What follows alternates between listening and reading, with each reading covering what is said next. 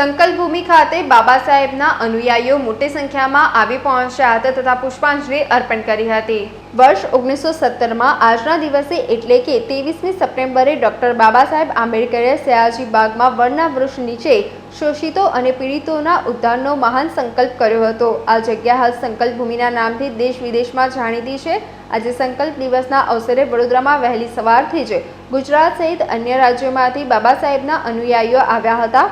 પોસ્ટરો બેનરો સાથે લોકો જય જય ભીમ અને બાબા સાહેબ અમર રહોના નારા સાથે ડોક્ટર બાબા સાહેબ આંબેડકરની પ્રતિમા પાસે પહોંચ્યા હતા। પ્રતિમાને પુષ્પ અર્પણ કરી નમન કર્યા હતા। આ કાર્યક્રમમાં આપના રાષ્ટ્રીય નેતા અને પૂર્વ પ્રદેશ પ્રમુખ ગોપાલ ઇટાલિયા પણ પહોંચ્યા હતા। સંકલ્પ ભૂમિ ખાતે પુષ્પાંજલિ અર્પણ કરી હતી। હજારોની સંખ્યામાં અનુયાયીઓએ સયાજી બાગમાં આવેલી બાબા સાહેબની પ્રતિમાને પુષ્પાંજલિ અર્પણ કરી હતી। આ એક જનજાગૃતિ છે સમાજની અંદર। મારે એવું કહેવું છે કે જો બહારથી આખા દેશમાંથી લોકો આવતા હોય તો વડોદરા શહેરમાંથી બહુ ઓછા લોકોની સંખ્યા છે। જો જાગૃતિ બહારના લોકોમાં હોય તો વડોદરા શહેરે પણ આટલી જાગૃતિ લાવવી જોઈએ।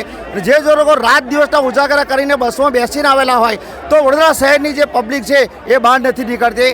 જ્યારે બાબા સાહેબના લાભ લેવા હોય છે તો તમામ લોકો ઊભા થઈ જાય છે।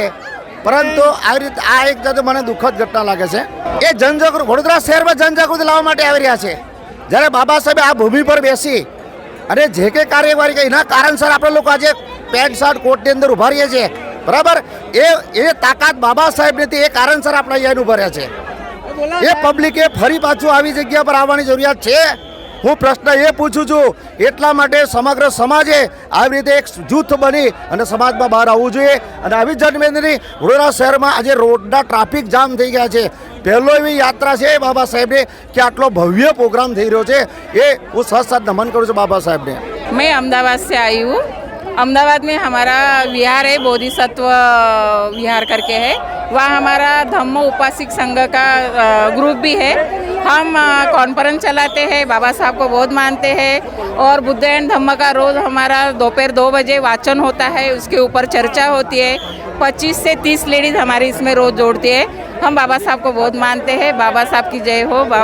बाबा आप यहाँ पे हम मतलब हमारे बस के, बाकी तो और 4-5 बसेस आई है, काफ़ी बसेस आई है। नमो बुद्धाय।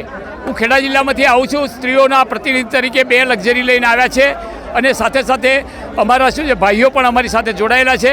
અને આમ જોઈએ તો ડૉક્ટર બાબા સાહેબ આંબેડકર અને એમના બંધારણની બધી જ વિવિધ કામગીરીથી અમે પૂરા પરિચિત છીએ।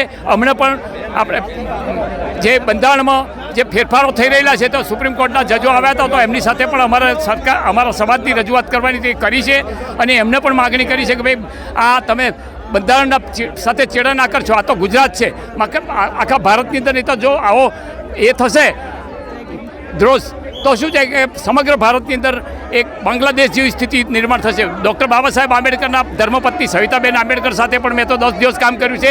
પ્રકાશ આંબેડકર પણ અમારા શું છે આઇકોન છે અને એમણે અમને માર્ગદર્શન આપીને અમને પ્રેરણા આપી છે અને એમના દ્વારા જ આજે આખા સમગ્ર ભારતની અંદર આ ડૉક્ટર બાબા સાહેબનું નહીં વિશ્વની અંદર એટલું નામ ખ્યાતિવાળું છે કે દરેક યુનિવર્સિટીઓમાં એ જ્યાં જુઓ ત્યાં વિદેશની યુનિવર્સિટીઓમાં પણ હજુ ભારતના મનમાં હજી પણ એક ખટકો છે।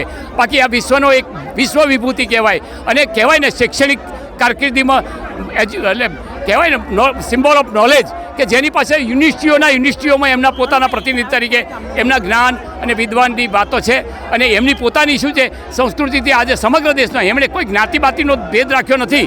એમણે 4 બાળકોને ગુમાવ્યા અને 4 બાળકોને ગુમાવ્યા પછી એ પોતે ત્યાં કેનેડામાં એટલે ત્યાં લંડનની અંદર ગોળમેજી પરિષદમાં જઈને બહેનોને ભાઈઓને દરેક કોમ્યુનિટીવાળાને સરખો ન્યાય આપીને જે કામગીરી કરી છે એ ખૂબ જ સૌને પ્રિય છે।